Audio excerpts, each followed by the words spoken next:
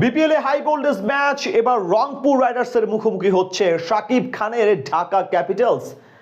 একদিকে ওসমান খান, তাসকিন আহমেদ, সাইফ হাসানরা, অন্যদিকে মুস্তাফিজুর রহমানের সাথে আছেন ডেভিড মালান, লিটন দাসের মতো তারকারা।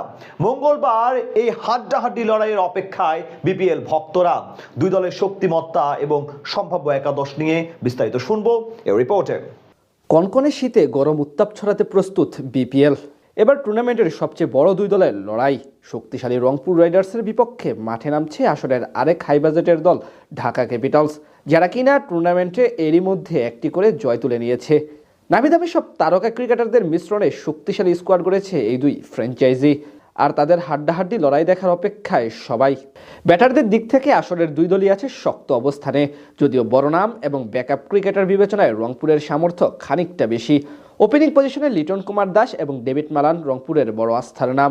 গত ম্যাচে চট্টগ্রাম রয়্যালসের বিপক্ষে উড়ন্ত সূচনা করেন এই দুইজন। ছোট পুঁজি তাড়া করতে নেমে দুজনেই দুই প্রান্ত থেকে ভালো ব্যাটিং করেন। সেক্ষেত্রে এবার ঢাকার জন্যও ভীতির কারণ হতে পারে তারা।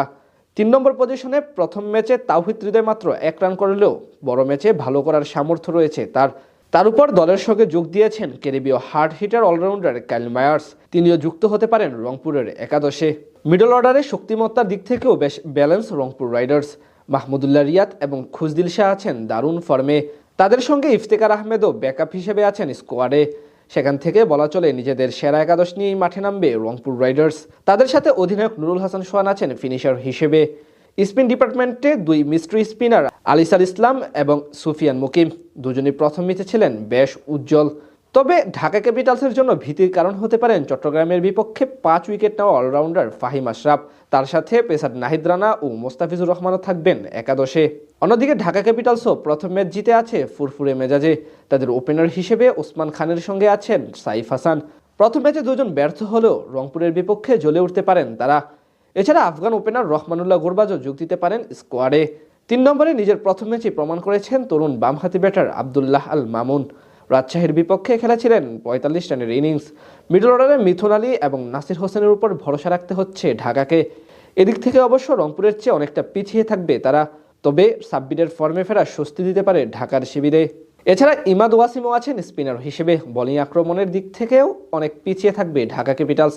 তবে তাসকিন আহমেদের একাদশে ফেরা দারুণ সংবাদ হতে পারে রাজধানীবাসীর প্রতিনিধিদের জন্য।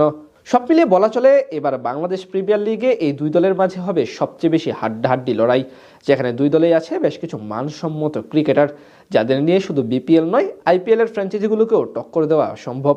মঙ্গলবার দিনের দ্বিতীয় ম্যাচে মাঠে নামবে রংপুর রাইডার্স এবং ঢাকা ক্যাপিটালস।